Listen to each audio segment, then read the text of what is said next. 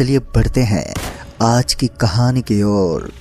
दोस्तों, ये कहानी सच्ची घटना पर आधारित है जो मेरे और मेरे दो दोस्तों के साथ घटित हुई थी। मैं एक ट्रक ड्राइवर हूँ। ट्रक में मैं और मेरे दो दोस्त आलोक और विजय, ये दोनों भी ट्रक चलाने में बहुत ही उस्ताद थे।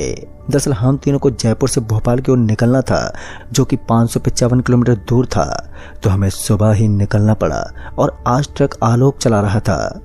आलोक को ट्रक चलाते चलाते अब काफ़ी रात हो चुकी थी। मैं बगल में बैठा और विजय मेरे कंधे पर सिर रखकर सो रहा था। उस वक्त ठंड बहुत ही ज़्यादा थी, यहाँ तक कि ट्रक के सभी शीशे बंद होने के बावजूद भी मुझे बहुत ही ज़्यादा ठंड लग रही थी। हाईवे पर बहुत ही ज़्यादा गाड़ियाँ चल रही थी। अभी हम लोग आगे बढ़ ही रहे थे कि तभी हमारा ट्रक झटके से बंद पड़ गया। ट्रक को ऐसे बंद होता देख मैंने आलोक को कहा, अबे कैसे ट्रक चला रहा है तू? तभी आलोक ने कहा, भाई मैंने कुछ नहीं किया है, ऐसा लगा जैसे कि ट्रक किसी चीज़ से टकराकर अपने आप ही बंद हो गया है। और इतना बोलते हुए आलोक ने ट्रक को दोबारा स्टार्ट करने के लिए चाबी को घुमाया, पर ट्रक स्टार्ट ही नहीं हुआ। कुछ देर मशक्कत करने के बाद ट्रक स्टार्ट हो गया, लेकिन आलोक काफ़ी देर तक ड्राइविंग कर रहा था, जिस वजह से गाड़ी को भोपाल तक ले जाने का सारा कार्यभार मुझ पर था। और जिसके बाद आलोक और मैंने सीट बदल ली और हम वापस से आगे बढ़ने लगे। मेरी आदत थी, क्योंकि गाड़ी का स्टीयरिंग पकड़ने से पहले मैं डीजल को चेक करता था, तो मैंने फ्यूल मीटर की तरफ देखा तो मैं देखता ही रह गया, क्योंकि ट्रक में काफ़ी कम डीजल बचा था। जिस पर मैंने आलोक से कहा कि यार ये डीजल इतनी जल्दी ख़त्म कैसे हो गया? अभी निकलते वक्त ही तो हमने डीजल भरवाया था। इस पर आलोक ने कहा, वो क्या है ना, हमारे ट्रक का माइलेज ख़राब हो गया है, इसीलिए डीजल बहुत ही जल्दी ख़त्म हो गया। चलो आगे किसी पेट्रोल पंप से डीजल भरवा लेंगे। और आलोक से इतना सुनकर मैं ट्रक चलाने लगा।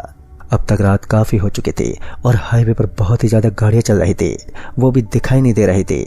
ऐसा लग रहा था जैसे किसी ने काले रंग की एक बड़ी सी चादर को लेकर पूरे माहौल को ढक दिया हो। और अभी हम लोग आगे बढ़ रहे थे कि तभी मेरी नज़र हाईवे पर एक किनारे लगे बोर्ड पर गई, जिसके एक तरफ लिखा था भोपाल 90 किलोमीटर और दूसरी तरफ लिखा था भोपाल 50 किलोमीटर दूर। तभी मेरे बगल में बैठा आलोक, उसने मुझसे कहा, सुन यार, ये जो 50 किलोमीटर वाला रास्ता है वहाँ से ले लेते हैं, वैसे भी ट्रक में डीजल कम है और हम जल्दी भोपाल पहुँच भी जाएंगे। मुझे भी आलोक की ये बात ठीक लगी, जिस वजह से मैंने भी ट्रक को उस रास्ते की तरफ मोड़ लिया। और रास्ता जितना सुनसान था उतना ही जंगलों से घिरा हुआ भी था। उस रास्ते पर हमारे अलावा दूसरी कोई गाड़ी नज़र भी नहीं आ रही थी। रास्ते का ऐसा माहौल था कि अगर कोई सुई भी गिरा दे तो शायद उसकी भी आवाज़ पूरे जंगल में गूंज जाए। उस रास्ते पर रोशनी का एकमात्र जरिया ट्रक की हेडलाइट ही थी। उस रास्ते पर आगे बढ़ ही रहे थे कि अचानक ही हमारा ट्रक बंद हो गया। मैंने फ्यूल मीटर की तरफ देखा तो ट्रक का पूरा डीजल अब खत्म हो चुका था, जिस पर मैंने आलोक से कहा, लो हो गया लफड़ा, अब धक्का लगाओ।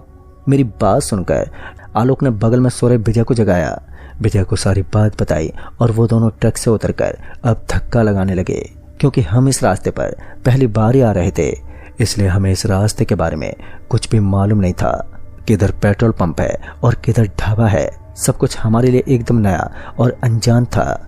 अभी हम सब लोग आगे ही बढ़ रहे थे कि तभी मेरी नज़र रोड के बीचों बीच खड़े एक पीपल के पेड़ पर गई।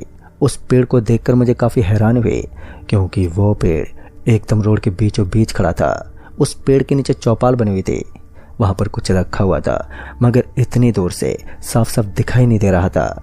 हॉर्न बजाकर मैंने आलोक और विजय को बुलाना चाहा, मगर हॉर्न बजाने के बावजूद भी उनमें से कोई भी सामने नहीं आया। उन दोनों को देखने के लिए मैंने ट्रक के शीशे से पीछे देखा, मगर पीछे कोई भी दिखाई नहीं पड़ रहा था। भला ऐसे कैसे हो सकता था? अगर वो दोनों पीछे ही नहीं है तो ट्रक को धक्का कौन दे रहा था? मैंने ब्रेक मारकर तुरंत ही ट्रक को रोका और ट्रक से उतरकर पीछे गया तो सच में पीछे कोई नहीं था। मेरी हैरानी की कोई सीमा नहीं रही थी। आखिर दोनों गए तो गए कहाँ? अब मुझे कुछ भी समझ में नहीं आ रहा था, सिवाय उन दोनों को फ़ोन करने के अलावा। अपना मोबाइल ट्रक से निकालने के लिए मैं आगे की तरफ गया और जैसे ट्रक का दरवाज़ा खोला तो मेरे तो होश उड़ गए, क्योंकि आलोक और विजय दोनों ही ट्रक में थे। उन दोनों को ट्रक में देखकर मैं पूरी तरह से चौंक गया। तभी मैंने खुद को संभालते हुए उनसे पूछा, कहाँ थे तुम लोग? तो आलोक बोला, हम लोग तो यहीं पर थे। इस पर मैंने कहा, वो सब छोड़ो, सामने देखो, वो पेड़ रोड के बीचों बीच खड़ा है। तो इस पर आलोक ने कहा, उस पेड़ के बगल में एक रास्ता जाता है। आलोक के ऐसे बोलने पर कुछ अजीब सा लगा, जैसे कि वो यहाँ के बारे में सब कुछ जानता हो। ऐसा कैसे हो सकता है क्योंकि आलोक भी तो मेरी ही तरह पहली बार इस रास्ते पर आया था। खैर तभी मैंने कहा, एक काम करो, मेरे साथ कोई एक जना पीछे चलो, ट्रक को धक्का लगाना है। मेरी इस बात पर आलोक तैयार हो गया और हम दोनों पीछे जाकर ट्रक को धक्का लगाने लगे। ट्रक को धक्का लगाते लगाते अब हम लोग उस पीपल के पेड़ के पास पहुंच चुके थे। तभी ट्रक को विजय ने उस रास्ते की तरफ मोड़ दिया। तभी मैंने उस पीपल के पेड़ की तरफ देखा तो मैंने पाया कि उस पेड़ के नीचे बने चौपाल पर बहुत सी देवी देवताओं की मूर्तियां व फोटो रखी हुई है। खैर उस रास्ते से थोड़ा आगे जाते ही हमें अपने आसपास कुछ टूटे फूटे घर नजर आने लगे। उन घरों की हालत देखकर ये तो पक्का था कि उनमें कोई रहता ही नहीं होगा। ट्रक को धक्का लगाते लगाते काफी मैं थक गया था, मगर आलोक अभी भी उसी तरह से बिना किसी भाव के धक्का लगाया जा रहा था, जैसे उसे थकान ही नहीं हो रही हो, जो कि मुझे बहुत ही अजीब बात लगी। आखिर आलोक जैसे दुबले पतले लड़के में इतनी शक्ति कहाँ से आ गई? जिस पर मैंने आलोक से कहा, आलोक तुझमें यार इतनी शक्ति कहाँ से आ गई?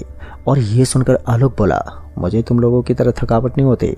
आलोक के इस तरह बोलने पर और आवाज बहुत ही बदले बदले से थे, क्योंकि जहां तक मैं आलोक को जानता हूं उसकी आवाज इतनी डरावनी नहीं है, मगर मैंने सोचा शायद ठंड की वजह से उसका गला बैठ गया होगा। और ये सोचकर मैं बिना कुछ बोले चुपचाप ट्रक को धक्का लगाता रहा।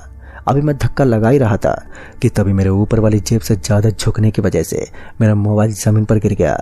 अपना फोन उठाने के लिए मैं जैसे नीचे झुका तो सामने का नजारा देखकर मेरे तो होश उड़ गए, क्योंकि ठीक मेरे सामने जो आलोक ट्रक को धक्का लगा रहा था उसके दोनों पैर उल्टे थे। थोड़ी देर पहले तक तो जो चीजें मुझे समझ में नहीं आ रही थी, आलोक के उल्टे पैर देखकर मैं बहुत ही ज्यादा डर गया और धीरे धीरे सब समझ में आने लगा। जैसे तैसे मैं उठकर सीधा खड़ा हुआ तो आलोक का चेहरा देखकर उस सर्दी की रात में भी मेरे पसीने छूट गए।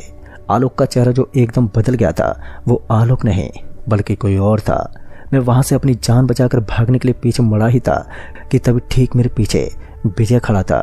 उसका भी चेहरा मेरी आंखों के सामने पूरा बदल गया और मैं समझ गया कि ये दोनों आलोक और विजय नहीं है। जिसके बाद मैंने आओ देखा न ताओ और वहां से भागकर सीधे उस पीपल के पेड़ के पास पहुंचा, जहां चौपाल पर भगवान की काफी सारी तस्वीरें व मूर्तियां रखी हुई थी। तभी मैं उस चौपाल पर चढ़कर बैठ गया और डर के मारे मैंने वो पूरी रात वहीं पर काटी।